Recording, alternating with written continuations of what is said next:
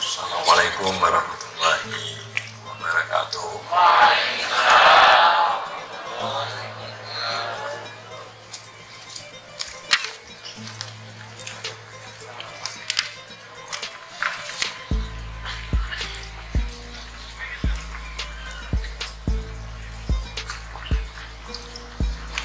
Al-Fatihah.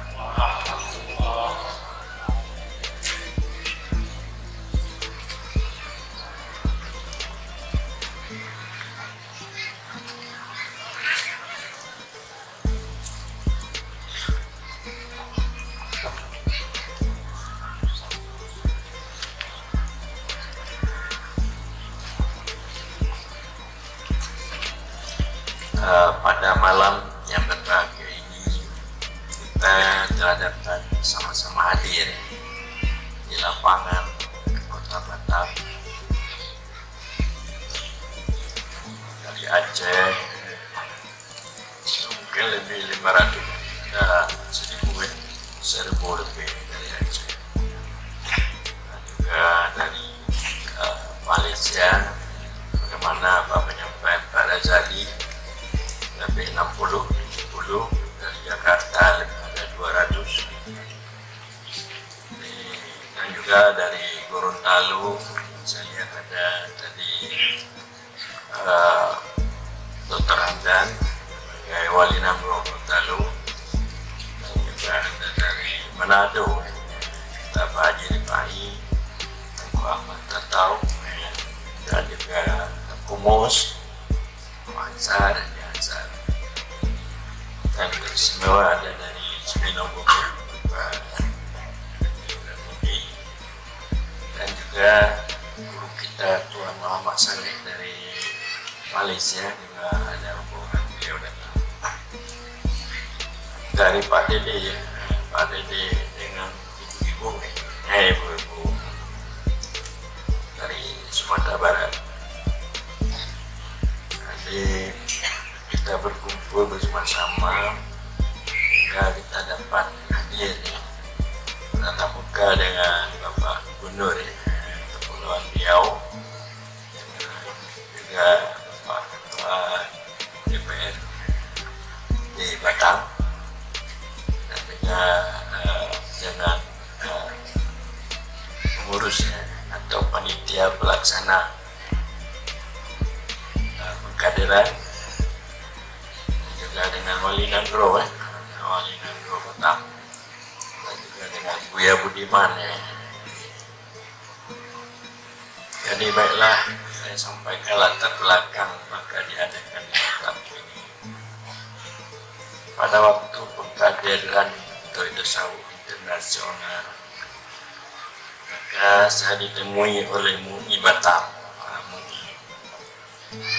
Apa itu saya lupa nama. Abu mau ke Batam, ya Usman. Itu apa?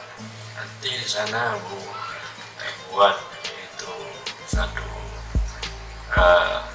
mudakarah itu tasawuf. Kenapa? Karena di Batam ini banyak sekali aliran-aliran kebatinan. Jadi banyak di Batam itu aliran-aliran kebatinan, tetapi tidak yaitu dipimpin oleh seorang alim ulama. Berarti aliran kebatinan ini tidak didasarkan oleh ilmu, oleh ulama.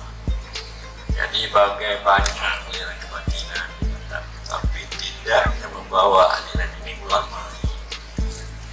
Jadi saya yakin bahwa Abu adalah salah seorang ulama. Jadi kalau Abu mau ke Batam, syukur sekali karena Abu membawa aliran ini, Abu ulama. Jadi insya Allah lah saya katakan nanti kami akan datang ke Batam. Jadi yang dimaksud aliran kebatinan ini aliran tasawuf,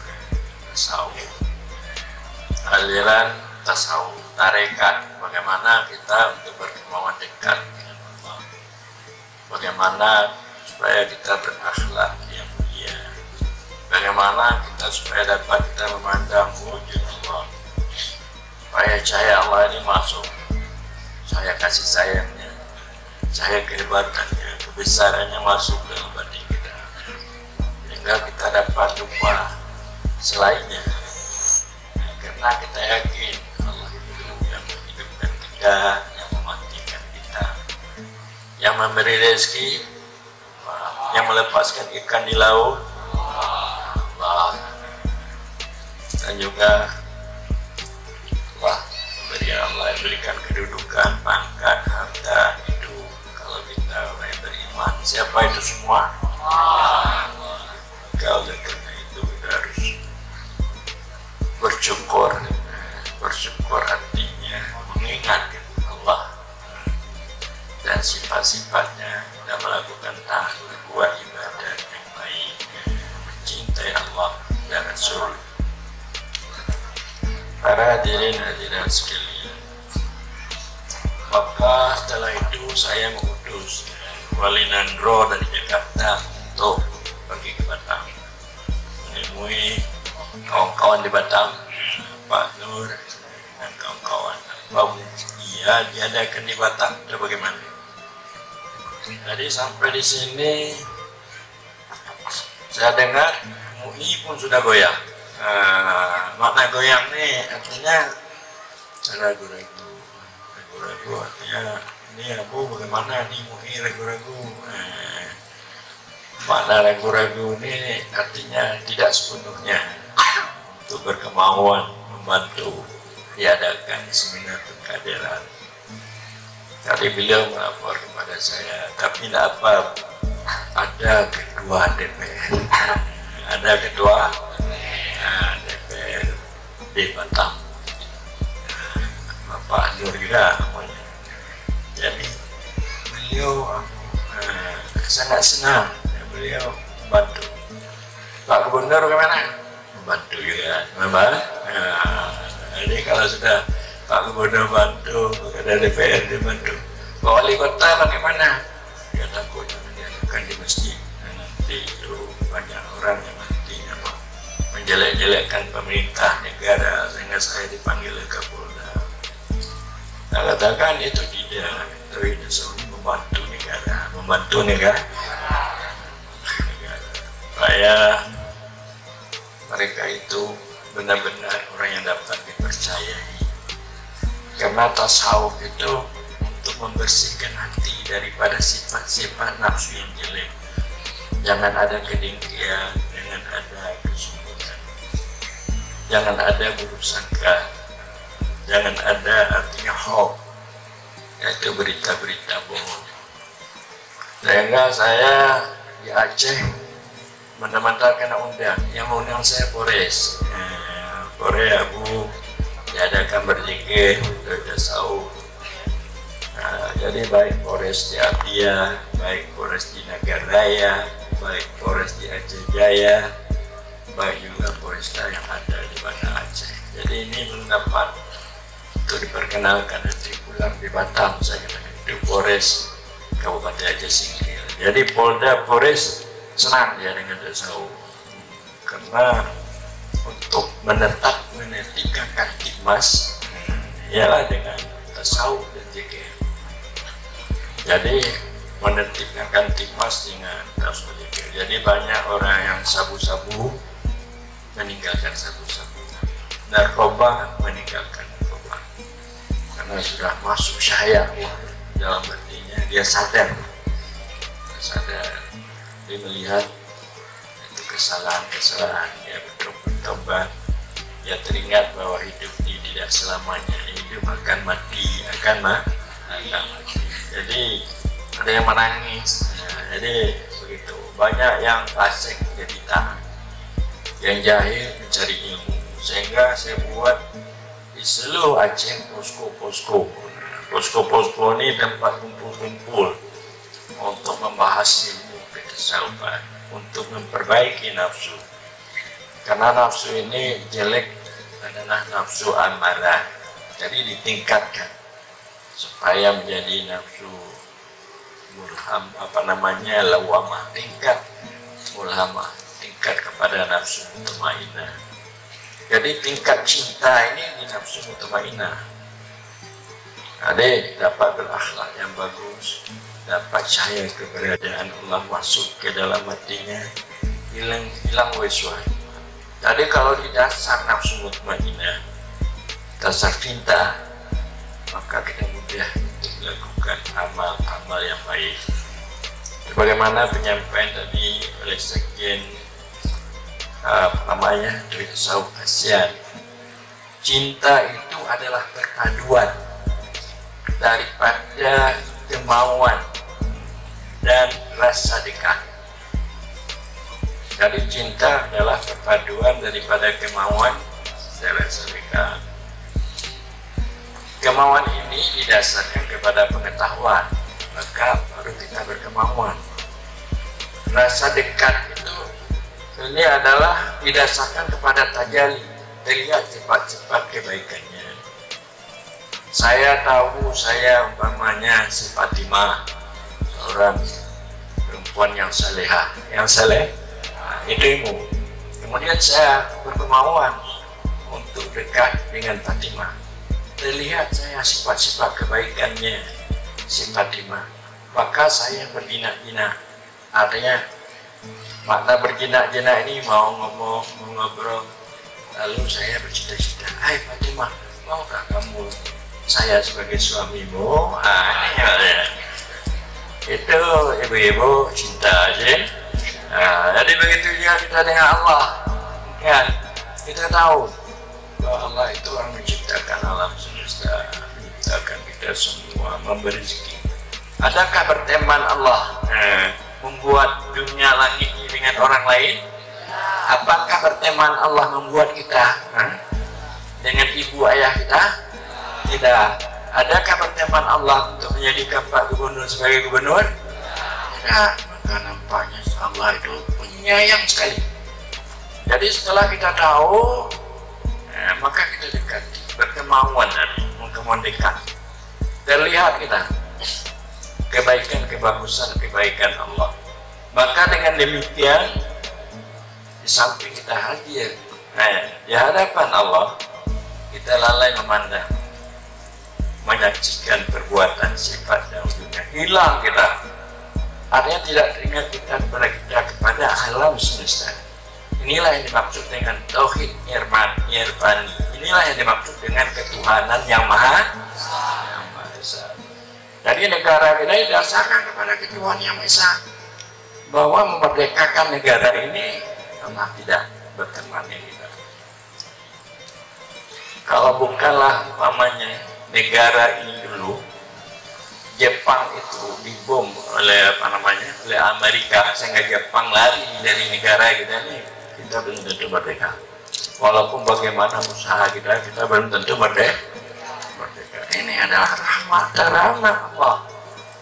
Jadi kepada Allah kita sudah lupa, kepada Tuhan Yang Maha Esa kita sudah lupa sebagai warga negara. Ini untuk meningkatkan ketauhidan, untuk menjadi Muhammad suri teladan yang baik, manusia adil lagi beradab. Saya kurang sependapat kalau saya menafsirkan bahwa kerakyatan yang dipimpin oleh hikmah kebijakan itu demokrasi. Tapi demokrasinya harus didasarkan kepada ketuhanan yang maha esa, kepada manusia yang adil lagi beradab. Tapi ini dalam permusyawaratan baik eksekutif legislatif tidak mau mendasarkan ketuhanan yang maha esa, tidak lagi mendasarkan manusia yang lagi beradab, tapi mendasarkan kepada kelompok-kelompok masing-masing, kepada partai mereka masing-masing, kepada golongan mereka masing-masing, kepada tempat tinggal mereka masing-masing. Boleh, tetapi harus dengan dasar ketuhanan maha esa. Jadi kita bisa aman, bisa damai, bisa satu kita satunya dengan keimanan, percaya kepada Tuhan Yang Maha Esa, percaya kepada manusia adil lagi berada. Ini sebagai dasar negara kita. Jadi kita menjaga dengan ketakwaan, memelihara undang-undang, peraturan, kanun, memelihara perintah Allah, menjauh kelarangannya, dan juga kita bisa berkasih sayang. Satu, berarti Batam dengan Aceh satu. Bukan saja di negara kita ini satu, Batam dengan Malaysia satu juga bisa berkasih sayang, bantu-bantu sama kita. Jadi ini sebenarnya yang menjadi tujuan kami, bahwa ini bisa terikat, terjalin kasih sayang. Para hadirin-hadirat sekalian, mudah-mudahan nantinya kita besoknya ya akan mengadakan muzakarah, diskusi apa itu tauhid irfani, apa itu akhlak yang bagus, apa itu nafsu mutmainnah yang harus kita mendapatkannya, apa nafsu amarah yang harus kita jauhkan, bagaimana ibadat kita benar dengan cara rukun yang benar, ikhlas, khusyuk, hudur hati kepada Allah Subhanahu wa Ta'ala. Karena Anda asal sembahyang aja, Anda sembahyang tetapi hati Anda tidak sembahyang. Kita sembahyang dengan mengucapkan Fatihah, cara rukun yang benar, hati kita tidak sembahyang, tidak teringat Allah, tidak hudur, tidak khusyuk, maka sembahyang kita ini mendapati wailun lil musallin alladzina hum fi salatihim alladzina hum an salatihim sahun. Celaka bagi orang sembahyang mereka lupa, lalai lah, bukan kat aflahal mu'minun alladzina hum fi salatihim khasyu'un. Menanglah bagi orang yang beriman yang mereka sembahyang mereka khusyuk. Jadi apa khusyuk? Bagaimana hudur hati kepada Allah. Jadi kita membicarakan dalam tasawuf ini bagaimana beribadah baik, supaya diterima Allah, bukan sekedar sah ibadah. Anda nanti bersembahyang jamaah, Anda sembahyang salat 5 waktu, itu untuk sah ibadah. Tapi bagaimana Anda khusyuk hudur hati kepada Allah supaya diterima ibadah, itu ada dibicarakan. Yang membicarakan adalah orang tauhid tasawuf. Anda umpamanya gaul, berkasih sayang, berakhlak yang mulia. Tahukah kita gaul ini 3 tingkatan? Pertama, kita bergaul akhlak yang baik. Kita tidak mengharapkan imbalan, tidak kita mengharapkan yaitu balasan. Kita menyenangkan orang lain, asal orang lain senang, bagaimana dia dapat apa yang disampaikannya, kita tidak mengharapkan balasan, kita tidak mengharapkan imbalan. Ini gaul sufi, tapi gaul ini payah dapatnya, walaupun ada gaul saya sendiri sulit, payah keuntungan pada orang lain, pada saya tidak ada apa-apa, ini sulit. Dan kedua adalah gaul sama-sama dapat keuntungan. Jadi kita yang gaul dapat keuntungan, orang lain dapat keuntungan, sama-sama dapat keuntungan. Ini dikira baik juga. Ini gaul tasawuf. Kalau tadi gaul sufi, ialah orang yang dapat keuntungan, saya dapat juga ada keuntungan, imbalan. Ini gaul sufi. Kalau sama-sama dapat keuntungan, ini gaul tasawuf. Ada gaul kita aja dapat keuntungan. Kita tidak peduli orang lain, sekalipun orang lain itu dirugikan. Jadi ini tidak bertasawuf. Jadi yang banyak orang gaul yang seperti itu, orang lain dirugikan, asal dia untung, asal dia untung. Jadi gaul hablum minan nas yang seperti itu wajib boleh dalam ajaran tasawuf. Dalam ajaran tasawuf harus sama-sama menguntungkan, sama-sama. Ibu-ibu, supaya ibu-ibu, suami ibu-ibu untung, ibu-ibu itu jangan saja suami yang untung, ibu-ibu rugi. Maukah itu sebagai suami ibu-ibu? Tidak. Jadi ini perlu. Jadi kalau dapat gaul sufi, ini gaul tinggi, gaul para wali-wali Allah. Jadi ini juga diajarkan di dalam ajaran tasawufan ini juga. Jadi demikianlah barangkali penyampaian apa yang tadi dibacakan telah merupakan tulisan saya sebagai khutbah kita, dan bagaimana mengenai negara dan agama ini, bahwa kalau kita bernegara, hidup kita, lahir kita senang, tapi batin kita tidak senang. Tidak saya? Tidak. Mengapa? Karena di negara tidak diajarkan iman kamil. iman kamil. Jadi orang yang senang, orang yang ada iman kamil. Ini negara kita memanjakan iman kamil. Adanya rasa dekat Allah, rasa dekat. Nah, rasa dekat kita perhatikan oleh Allah, kita dilihat oleh Allah. Apapun kita lakukan itu dari Allah. Jadi tadi dengan agama nih. Jadi kalau kita beragama iman kami sebagai warga negara yang baik, negaranya akan bagus.